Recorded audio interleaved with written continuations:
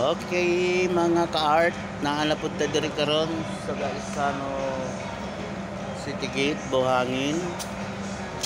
Og aniya nagpadayon na pod og drawing si Amor Solo Jr. sa iyahang obra maestra, Mr. Ben. Grabe ko haagyo do. Kunot-kunot pa imo, ilong pa imo Grabe. Kapila na naman yung drawing diri karon do? Tulo no? Okay. Ora nagtinuod ba?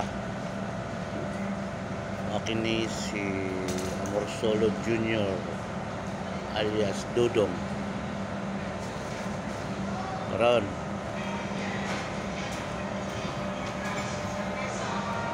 Alhin na punta kang Kinit. Hapit na po ni mahuman iyahang obra maestra. Diin si Jesucristo gilutos. Gahilak yung taon magdugo. Kini si Kinit mga ka-art, Fine Arts graduate po ni sa UM. O daghan na ni winning na award ani sa Davao.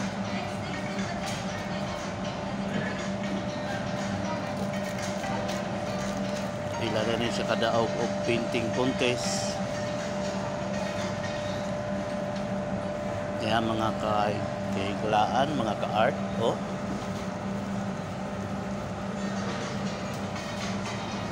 marag yung dugo tinood. Pula pa ni, dugo na kid ni.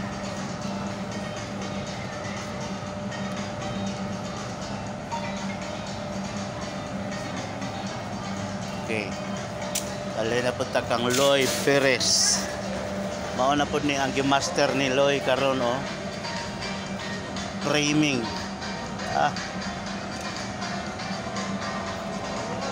Kining bataa mga ka-art si Loy Perez. Mao na ang future artist diri sa Davao. Balak ni nga magiging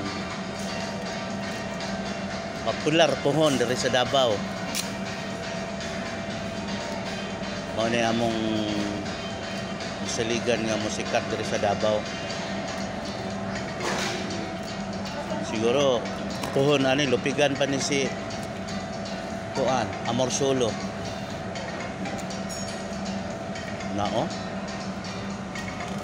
Kini yan mga frame ka art.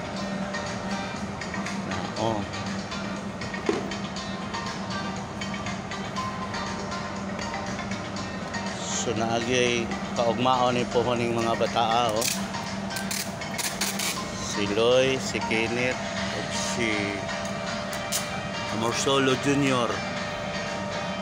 So din lang niya makita niyo man yung mga bataa mga ka-art sa supermarket diri sa City Gate. O din na lang po takutob sa sunod na pod nga higayon. Thank you. 3 minutes yun doon.